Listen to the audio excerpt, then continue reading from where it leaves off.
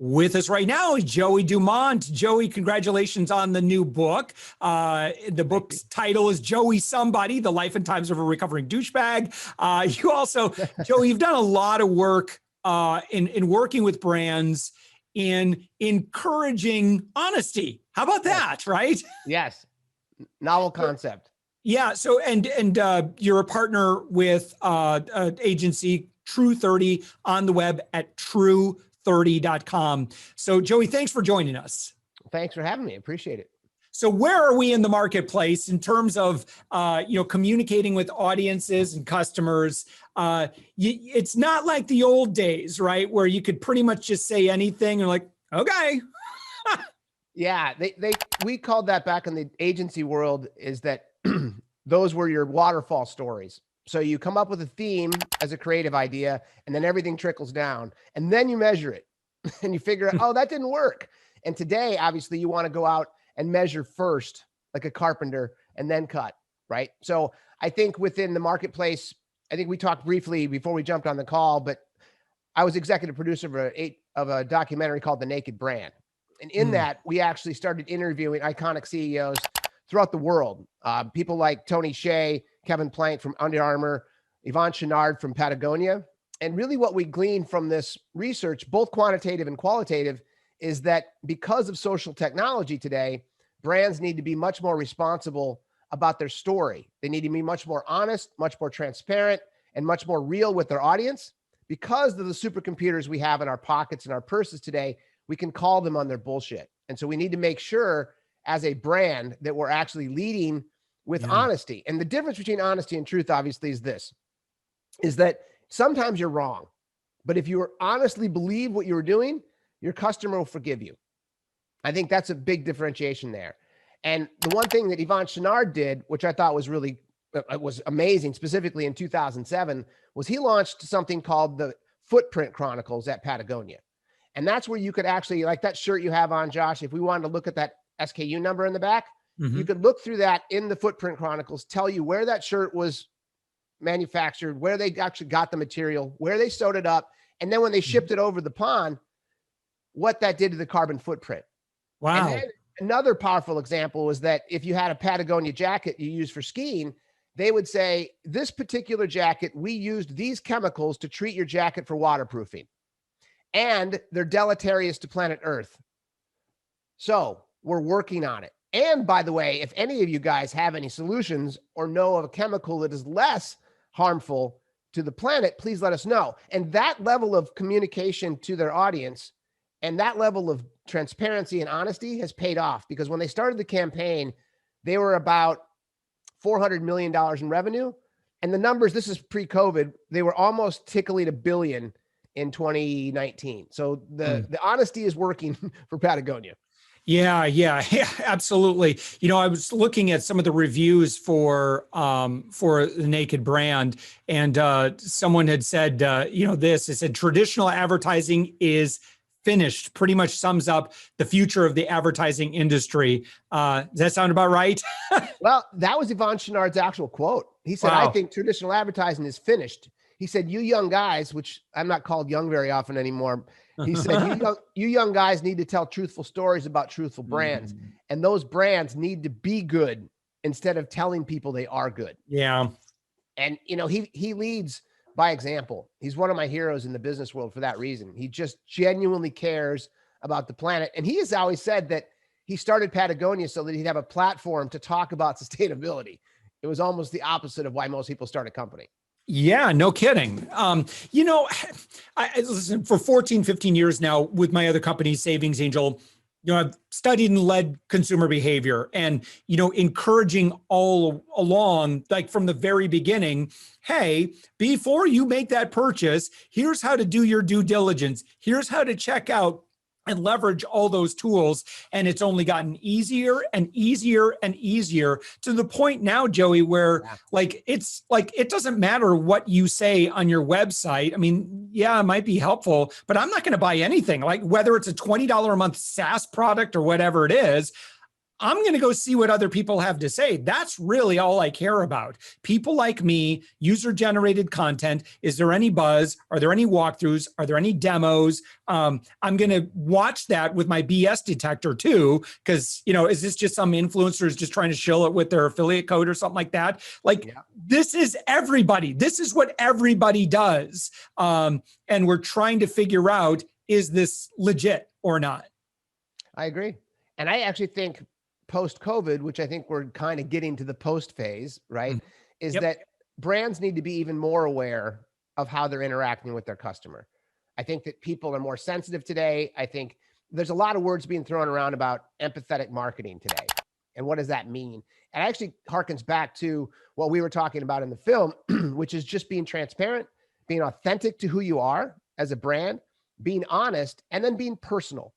And that's where a lot of the reviews come in nature, is that if you do go to a site, and we all do this, whether it's, if we're going to book travel, if we're going to buy a big product, a lot of people bought gyms over the last year. And so when I was buying equipment for my home, same thing stood true. I bought Peloton, and then I bought some weights. And each time I went through these product purchases, it was a very deep dive into the reviews. What were they like? How was the customer service? And if those things were not good, then I was not going to buy that product anymore. And I think that is even more paramount today for success for brands than it was even 18 months ago. Yeah, for sure. What is the role of social media in all of this? Well, there's a couple schools of thought on the influencers, because to your point, if you're being rewarded for something, then there's a little bit of conflict, if you will. So I think that for me personally, as an older ad guy who spent 20 years in the advertising business, I think that influencers can be looked at, but the real stuff for me is actual unabated reviews. People that just went there because they love the product, the actual true, authentic user, someone who digs it, whether it's a car, whether it's a bike, whether it's weights, whatever the product that you're going to purchase is. I think it has a lot to do with the real people out there on social media versus the influencers. And you can tell the influencers when you can see their posts and you see how they look and act, and they're perfect, right? They're absolutely perfect. Yes. Right. You can see that. And for me, that's a turnoff, but I'm also 54. So when you look at younger kids, they may be influenced by that, right? The Kardashians, as an example, they can sell product. And so it just depends on what we talk about as far as social, because social is such a big umbrella. Yeah. Well, and so speaking of influencer marketing, which absolutely works, but there's been quite an evolution on that as well. 5 years ago was the Wild West, and I think influencers could pretty much just charge what they want. Brands are more sophisticated. Consumers are more sophisticated. It's like, okay, we know when that pitch is coming, or we know when it's an ad. So, great influencers know. And I'd love your take on this, right? Because, we've got an audience. I'm not huge or anything like that, but, I have to have integrity with my audience. And if I don't have integrity in what I'm talking about, there's no fooling anybody, right? They will know if I'm just doing it for the money. So I'm not going to do it just for the money, man. Because it's like, if I feel like if I do that and it's out of alignment, I feel like I would be dead with my audience if I did that. Yeah. Well, if you look at someone like Shaquille O'Neal as an example, the reason that I would follow him is because he has a lot of personal investment in anything he endorses. So sometimes he'll even invest in it. Other times he has to believe in the product. And that was something we interviewed him in the documentary about that. And he said that when he got into the NBA, a lot of different people were trying to recreate his image. And what he said is, you can't recreate my image. I am what I am. He's like Popeye that way, right? And so the neat thing about what I learned from Shaquille and followed him through his career is that when he does endorse something, he means it. And so if he does back your product, I think Ring was one of the recent ones where it's the doorbell camera, and he invested early in that. And then he was actually part of the advertising campaign where he went on with the founder, and that company exploded based on his celebrity endorsement. But it wasn't just because he was a celebrity. It was because when you actually go online and analyze what Shaquille O'Neal is doing and what that company is doing, he believes in it in his heart. It's real, it's honest, it's authentic. And that's, to me, I think that's why it worked. Yeah. No, and Shaq, what you're getting, right? He's going to be pitching, whatever he is in the commercial, but it's like, whatever, man, it's Shaq. Like, it's like, there's a self-awareness to how he does what he does, right? So he's what he's doing. He knows what he's doing, like, and it's authentic the way that exactly. But I've seen some bad stuff and it's not effective. It doesn't work. So if you're a brand and you want to go that way, if you want to go the route of working with influencers, man, I'd vet and vet some more. Because not only is it potentially a waste of money, it could also be very damaging to the brand if you're caught being inauthentic, or it's just something's wrong, right? So like, we all know what it's like to watch a TV show and you're like, I don't like that person. What is it? I don't know. There's just something like, we may not be able to describe what it is, but we know what it is when we feel it. There's a sixth sense. And I actually think that sense has grown over the last 18 months. Yes. Because, if you look at our culture as a whole, and this isn't a political statement, but our body politic is a mess. Right? So we're being lied to a lot. There's a lot of misrepresentation. There's a lot of disinformation. And that as a group is no longer tolerated by companies, because sometimes you feel a little bit helpless on the political front because you can, vote once or twice a year, depending on your elections in your local. But with a brand, if someone offends you or misrepresents their product or service, you can vote with your dollars. And there's a really big difference there. And I think that today, people are they're less tolerant of bullshit. And I think that that's a cool thing, both for consumers as well as brands, because it kind of tightens up the storytelling. And not that fictional storytelling needs to go away, but I think that there needs to be a lot more personal weaving of a narrative specific to a brand. If you're trying to sell a shirt and you're doing so because you started the company with sustainable underpinnings, so you're doing something socially, economically, or environmentally friendly, and you want to tell that story, you need to make sure you did your homework. And you need to make sure that if you say, hey, this is where our supply chain is, this is where we actually gather our garment, this is where we sew it up, this is what we're doing, you better be spot on, right? Yeah.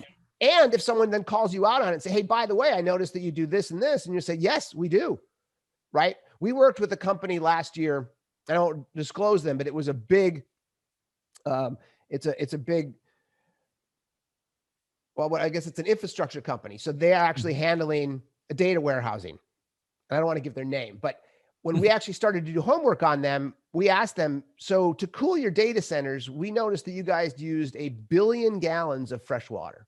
Oh, yeah. And they're like, wow. And then we started doing some more homework and we're like, hey guys, data centers are going to take over the number 3 spot on environmental polluters. And so what are you guys doing on that? Right. And this is a multinational corporation. So they said, well, we haven't really discussed it yet. And so we met with their director of environmental and we said, what are you guys going to do on this story? And they're like, well, why are you unearthing this? And that's part of the journalistic practice. Yeah, right. Is it? And we tell them that when they hire us, we're saying, hey guys, we're not here to out you. We are not social justice. We're not here to say these guys suck and they're doing bad things to the planet. What we're saying is, what are you doing to mitigate this? What is the R&D? What does it look like 5 years from now? If you look at Microsoft, they're burying some of their data centers in the ocean because it helps with the heat, right? And so there's other really cool technologies that are being applied to this. But what we told not only the director of environmental practices, we told the COO, the CEO, and the CMO, you guys got to get in front of this. Because if someone does come up and notices that, hey, they put a story out on a social justice platform, now you're in defensive mode, right? As a brand. And now you have to hire, a big agency. Yeah. Usually, and someone like Edelman, and you get into the crisis control side of the world and like, hey, we didn't blah, blah, blah. And you're like, no, just be transparent. Just say, totally. Hey, look, we represent some of the biggest companies in the world. We have our data centers positioned in these places for a reason, and we are working diligently on coming up with solutions to mitigate the amount of fresh water we're using to cool our centers. And that is the approach that I think is just, It can be templatized and put into any industry. Totally. People are totally cool with that. You say, you know what?